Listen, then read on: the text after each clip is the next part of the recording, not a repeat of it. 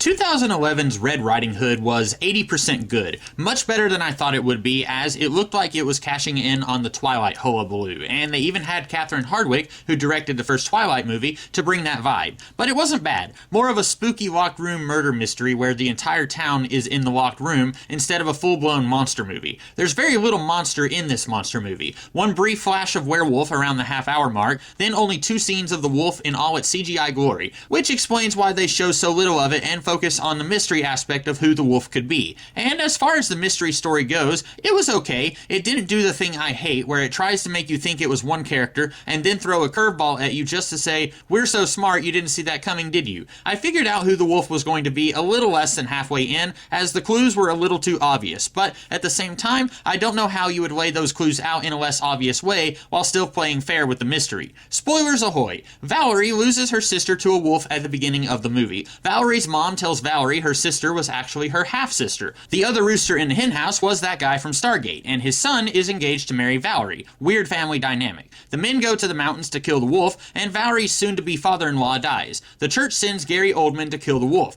Valerie's mom gets her face slashed by the wolf, and Gary Oldman finds out Valerie can communicate with the wolf. The wolf wants her to leave town with it. Valerie finds out the wolf is her dad. He killed her older sister when she couldn't understand him speak wolf, so she must not have been his real daughter. He killed the guy from Stargate for sleeping with the chick from Highlander 2, and he scratched her face for sleeping with the guy from Stargate. All the attacks from the wolf come from a human motive, which is an interesting idea, I suppose, but Colonel Teague from Battlestar Galactica says this wolf has been haunting this village for 2 generations. Valerie's dad did say his dad was a wolf, so if you don't count Valerie, that does add up to about 2 generations. But what was Valerie's grandpa doing in wolf form? Why was he attacking the village? If he killed an innocent, was it out of hunger or a lover's spat like what this guy is doing? Dad tells Valerie he went to the big city for better hunting grounds, and I can't figure out when that was supposed to happen, and what was he doing there? Robbing people? Eating them? Killing for sport? I have no idea. Valerie is an inactive protagonist throughout the movie. In the first act, the men go hunting, leaving Valerie to waffle on which of her love interests she likes more, and I have no idea how she makes a decision, because both of these guys are as boring as off-white paint.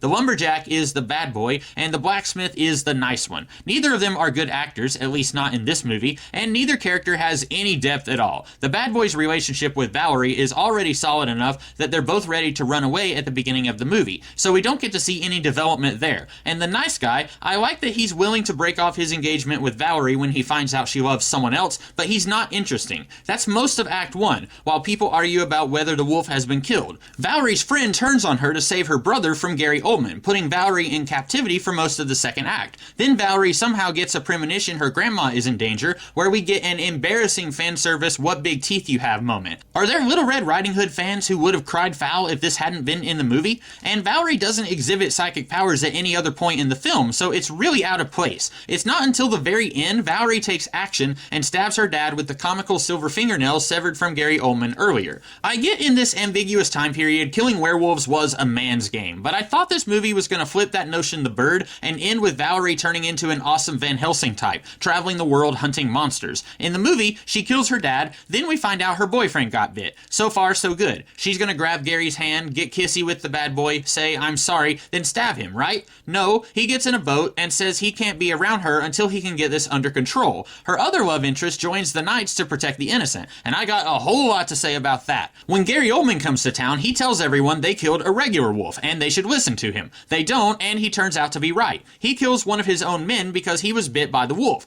Harsh, but makes sense. Then he takes a hard turn into villainy when he tortures a mentally disabled boy to death because he might know who the wolf is. Gary Oldman dies near the end, so all is forgiven? No. These other guys should have turned on him when he began torturing Claude, but they don't say one word. When Claude's sister asks for him to be released, they seem giddy at the prospect of killing an innocent kid. Just because one of Gary Oldman's men kills him when he was bit, that doesn't even things out. They may have just been following orders, but there's a point when you stop following orders and say this isn't right. Blaine Lover number 2 goes with these guys to protect and serve, but I do not like that. What does Valerie do in the end? She moves to the woods. The town held too many bad memories. She didn't even tell Mom Dad was a scummy werewolf who killed her sister. Poor Princess Irulan loses her entire family. But why? Why did the movie end this way? I never got into Twilight, but I've heard those movies suffer from the same problem, with an inactive protagonist and two boring boyfriends. Did Hardwick think this movie needed the same thing to draw in fans of that franchise?